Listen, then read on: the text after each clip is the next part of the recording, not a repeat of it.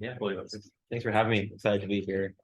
Yeah, so I'm excited to share some of the research my lab has been doing on complex skill learning and decision making over the last decade or so.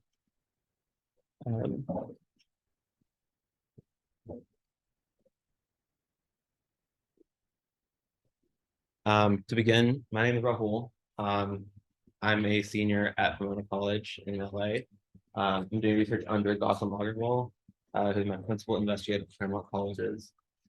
This work began about a decade ago at the Schafferman Institute for the Unknown, in Portugal, and since it's grown, and it's been used as a way to test and quantify the complex skill learning that goes on in people's heads when they are presented with a difficult task.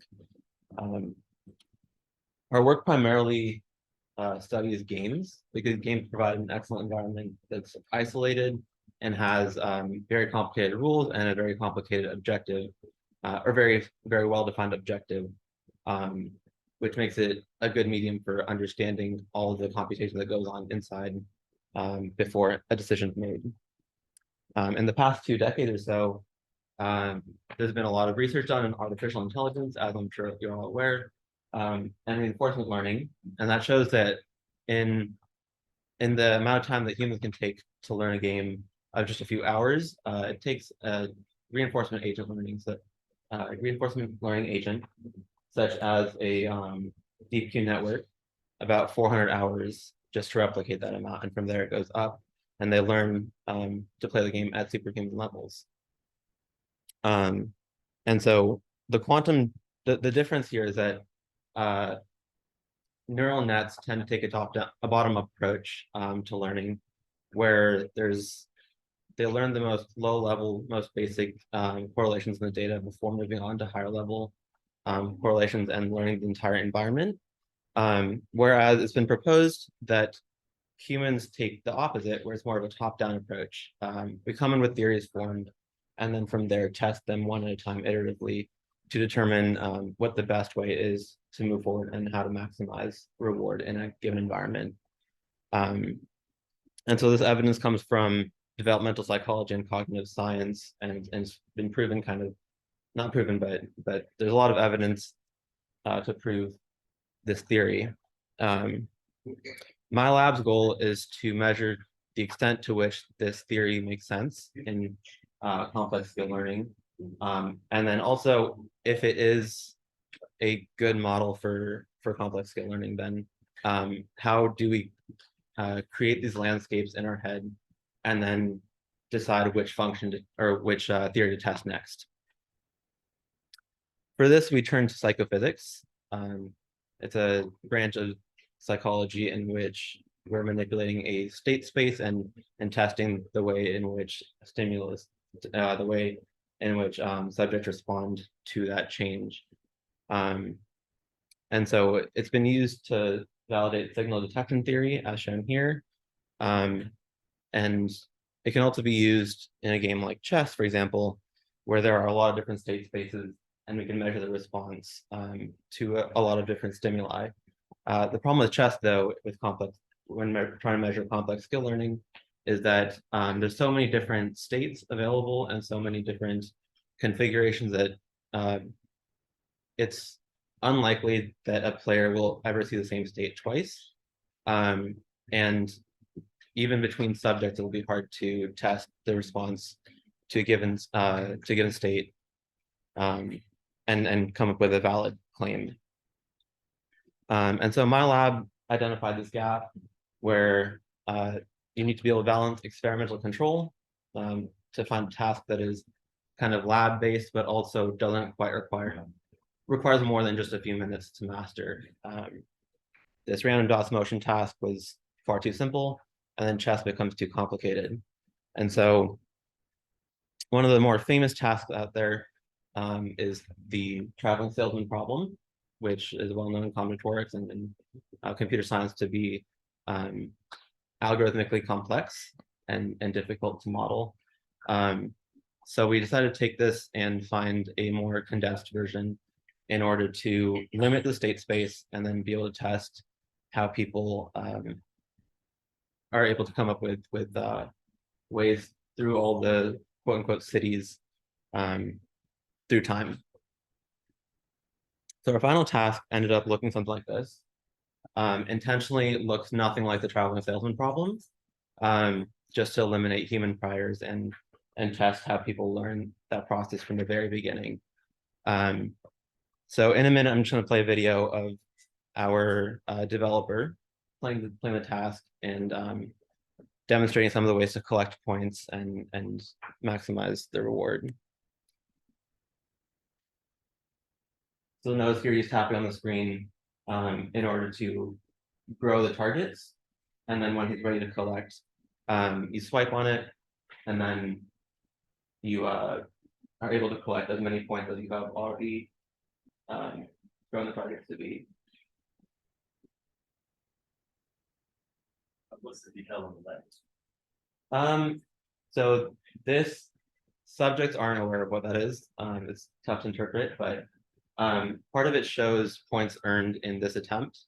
Part of it shows the total points earned like through all the attempts. And then also it shows some of the points that are lost that you've missed. And so this is a completely optimal way of playing. So this subject isn't missing any points at all. In order to collect data for this with terms of yes. Just to make sure I'm interpreting the video right, was the participant happening and nothing's happening or something like layers of this data? No, I think when you tap, then it grows the entire screen.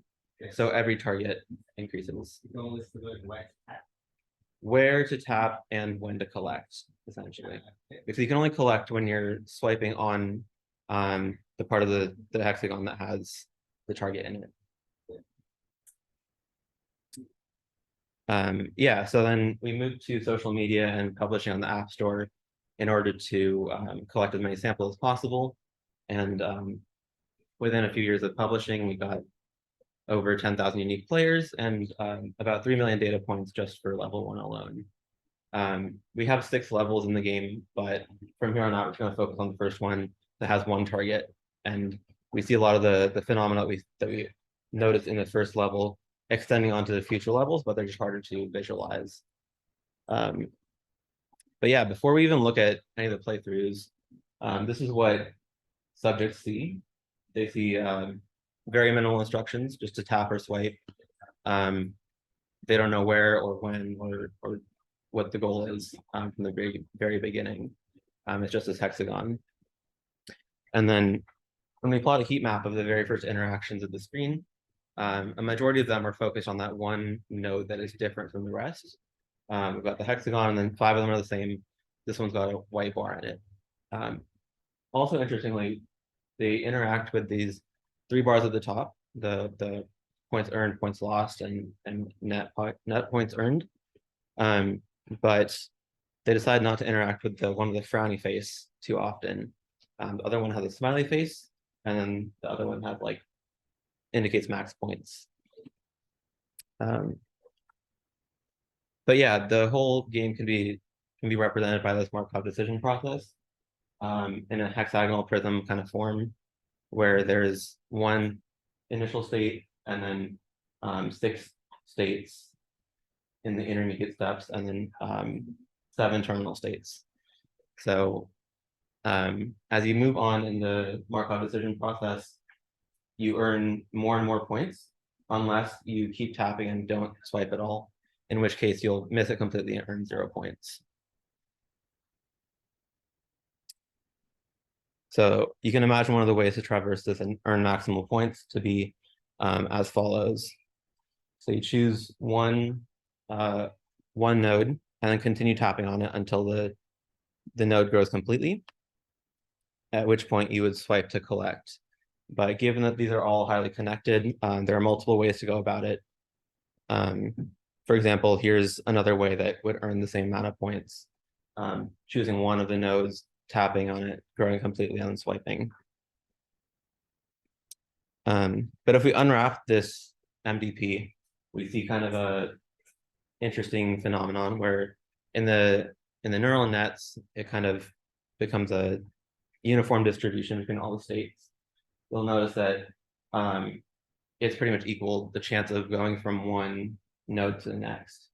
So we have the 7 states at each of these verticals, and then the reward on the top. And yeah, we can compare this to the human data, which actually looks very different. We have a lot of players choosing to go along this strategy highway, where they tap on that one node and then eventually completely miss the target. Is this early in the game? This is the very first level. This is plotting all attempts until they beat the level. Yeah, so a lot of them tend to take the strategy highway where they're tapping on the same node multiple times and then completely missing it, resulting in 0 points. But then we can look at the terminal state distribution a little bit further, where the neural nets have this kind of normal distribution looking figure where a majority of them earn either 0 points, and then when they start to learn, it's somewhere between 2 to 5 points in each attempt. But then the humans actually show something very different. There's, again, a lot of them earn 0 points, but then once they start to earn 1 point, there's this leap where there's this leap of insight where they're able to generalize and get 6 points after that. You'll notice that not a whole lot of attempts fall into the 2 to 5 point bucket, meaning that there's some kind of internal process in which they're able to notice that swiping results in points. So maybe I'll just tap some more and get more points. But then if we add an element of time, the neural net produces kind of this transition matrix where along the x-axis we see the points earned in one attempt as it correlates to the number of points earned in the next one, with yellow denoting like the highest probability and blue showing the lowest probability. The neural nets tend to learn a little bit. They'll earn somewhere between 1 to 6 points, and then in the next attempt earn 0 points. But the humans tend to show a bit of a stickiness, which is counterintuitive given that it's a deterministic process. And so trying the same strategy multiple times will result in the exact same number of points earned. And so it really doesn't make any sense to try the same thing multiple times. However, humans do perform a whole lot better than the neural nets. Okay. Yeah, so then if we plot the number of attempts that it takes to look at to pass the level with the neural nets in red and human data in blue, you'll notice that the human data tends to skew towards with a long tail towards the left, and then with most of the data in under 10 attempts. But then neural nets have this tendency to take somewhere between 10 to 20 attempts, and there's very little overlap in the data. So then it's worth looking at why there's such a big difference, and that shows up when we plot the trajectory of each of the agents. So here you'll notice there's a bit of a pattern where they learn a little bit and they grow until they finally pass the threshold level. But then in the human data, there's that leap of insight again, where they'll have a long drought of unrewarding strategies and not earning a whole lot of points. And then very suddenly with little to no,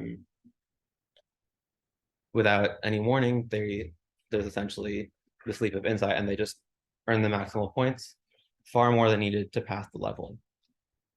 And so this is kind of consistent with the overall gradient descent bottom-up approach that neural nets take with the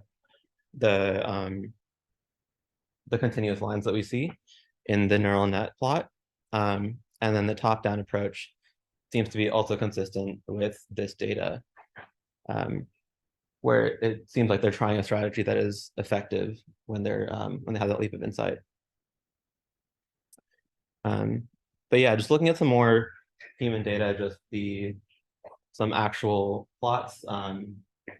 There's a lot of stickiness is shown throughout the entire lifetime of a player. So they seem to be picking one strategy and then trying it consecutively, or even try a strategy in between and then come back to it for whatever reason.